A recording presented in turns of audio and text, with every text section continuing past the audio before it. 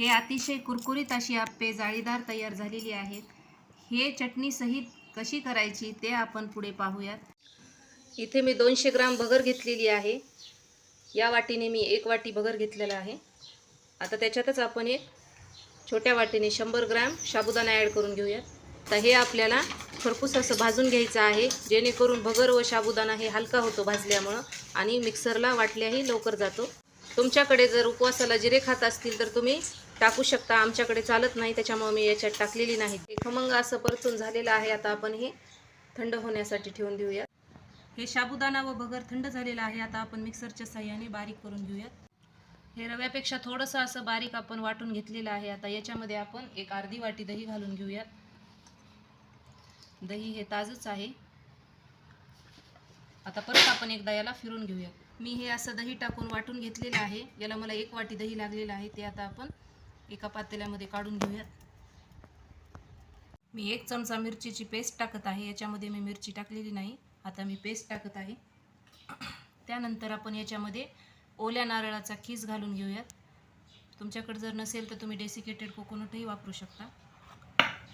त्याच्यानंतर आपण 1 वाटी बटाट्याचा खीस घालून घेऊयात. हे मी उकडून मॅश केलेला आहे बटाटा, ते टाकून घेऊयात.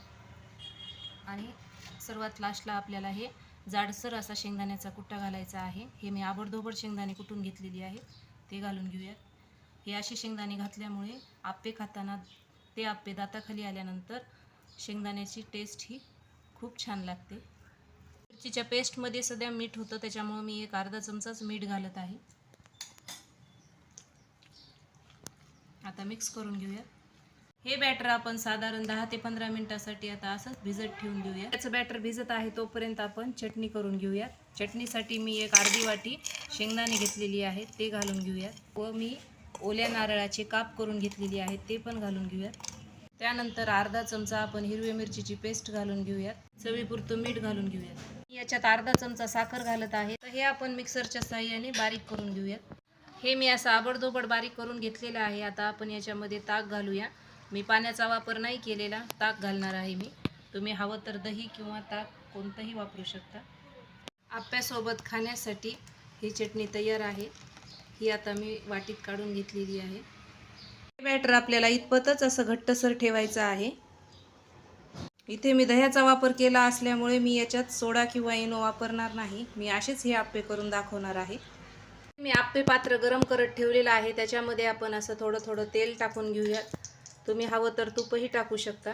कधीही आप्पे करते वेळेस आधी साईडच्या ह्याच्यातच बॅटर घालून घ्यायचं आणि सर्वात शेवटी मध्यभागी घालायचं.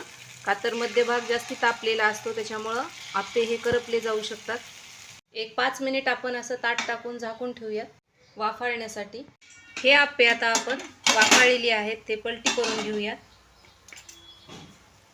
मस्त अशी फुललेली आहेत ही आप्पे, किती मस्त झालेली आहेत.